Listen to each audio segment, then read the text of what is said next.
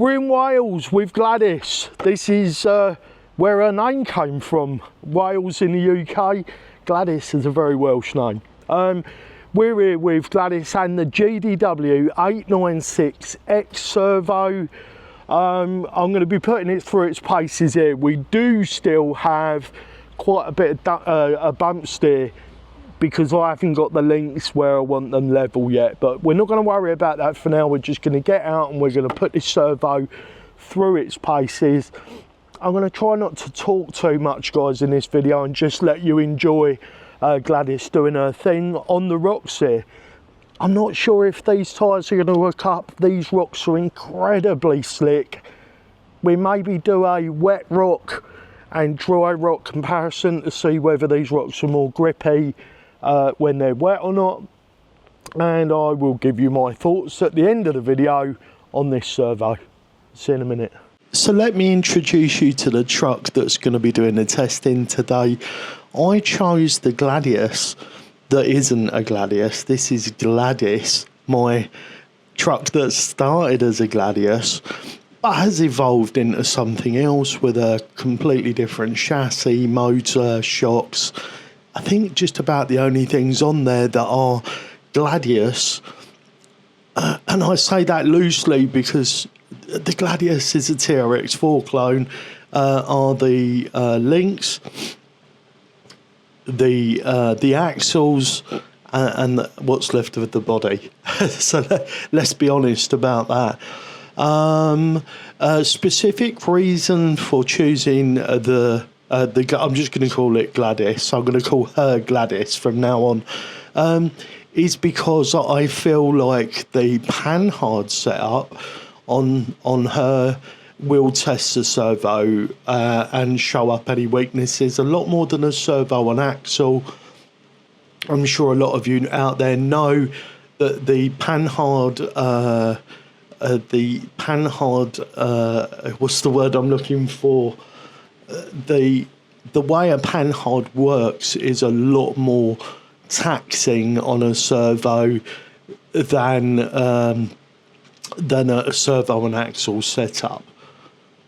Also, we've got wheel spacers. We've got 16mm widened spacers, hub spacers on the front. Which is moving the pivot point from the fulcrum. I think my engineering terminology is a bit rusty, so let me know if that's correct or not. But basically, from where the wheel swings to where it pivots on the C hub, there's a lot more distance there, and that puts a lot of stress on the servo. So that was another reason for testing this. And Gladys runs some very heavy portal weights on the front as well. So there we go, that's our test rig and the reasons for me choosing this rig to test this servo. One of the great things about the GDW IPX896 HV for high voltage is the IPX rating. This servo is actually capable of continuing to work down to 30 meters. So you'll have to check out the IPX rating to see the specifics of that, because I didn't before we started this video, but 30 meters is a lot more than any of us are going to be doing it. Come on, guys, most of us run through a stream or a deep puddle. You know, we get it up to the roof, but what's that, 12 inches maybe? Oh, that's what I'd tell my missus. This is a really great servo. Who's it for? I think it's for anybody that wants a bling servo that's going to be great at being waterproof, is very fast, very responsive and strong and robust. Doesn't matter whether you're a crawler guy or a drifter guy. I mean, I don't know much about drifting, maybe they use specific servos. I can't see an application where I don't think this servo would be ideal. Maybe if you needed a half height, then obviously this isn't the one, but it's got 4.8 volts up to 8.4 volts, so a good wide range of use. We're running it only at 7.4. I could add a beck in maybe to try to get a little bit more power out of it. But even in some of the demanding situations that I've found myself with the Gladius, sorry, I've done it again, haven't I, with Gladys, I never felt like it was slow, sluggish or struggling. And in a bind, it's got some sort of technology that turns down the power to the ESC inside the servo if it recognises it's super stressed for 10 seconds. And then for every second following, it dials it back another 10% to protect the servo and the ESC inside the servo, which is fantastic. Because if for whatever reason your truck falls into a hole and is under a lot of stress and you can't get to it or you can't see it, it is going to protect your gear. So I thought that was a really clever piece of technology that they designed into this servo. It's got a really wide operating temperature. It's got a 17 by 18 millimeter brushless motor, very, very fast, and it uses a really high quality Japan Noble 220 potentiometer. Really, really high quality internals in this. It's a digital servo, so you get all the benefits of it being digital. It weighs around 88 grams. So if you're looking to put a little bit of weight on the axle, this will give you some of that compared to some of the cheaper servos out there. In the UK, it's priced about, I've seen it around 60 to 70 UK pounds. And in the US, that would be about $85. I'm going to have links below, guys, to AliExpress and Amazon if you're interested in picking one of these up. On AliExpress, it's just 55 UK pounds, which is around 70 US dollars. The performance that I've experienced and the resistance to abuse that I've experienced while testing the servo, it's been in Gladys about 2 weeks now.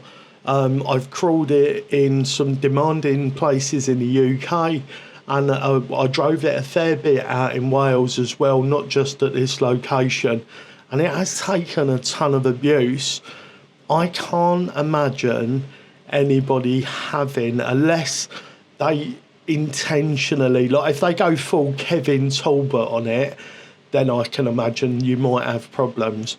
But I actually think there are other parts of your truck, crawler, car, whatever you put this in, that are going to have trouble before you find trouble with this servo. It runs a very nice standard 25 tooth spline on top of the servo, so you'll have no problem whatsoever finding servo horns to use with this servo. And I've got to say, I'm really pleased, really impressed with this servo's performance. Anyway, I'm going to hand over to the idiot in the valley. I'll see you in a minute. What a beautiful spot we got to crawl in, guys. Look at this. What a beautiful spot. Feeling very blessed today. So down there to the right, James is having a crack at one of the more difficult climbs down this beautiful spot. We're actually in a valley today in Wales, and down by this beautiful trout stream. We're in a place called Glenhammon, and it is beautiful. The locals are friendly, and it's just a stunning spot. I feel really blessed to have been here today. Thank you for coming on this journey with me and the GDW IPX896X high voltage. The servo will stall out if you put it in an extreme bind, but I'd rather have that than it snapping something on a truck.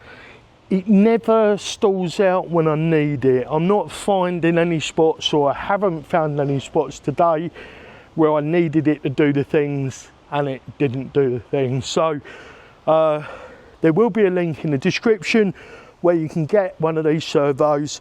I've tried and tested these now. I've also got a GDW servo in the little truck I've got with me today as well, Flash. That's been in there for a few months, and that has absolutely performed brilliantly as well. So I can promise you, if you get one of them, you'll have a good experience. The guys over at GDW did send me this servo for free.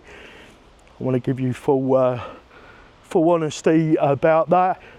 But my experience prior to me talking to GDW with the service, customer service and stuff there, is that they care about their product and they care about you having a good experience with it. So I'm sure if you did have any trouble, which I wouldn't expect you to, but if you did have any trouble, I am pretty sure that they would sort it out with you. I guess there's nothing less for me to say, but thank you very much from the bottom of my heart. All of us at the RC family really appreciate you.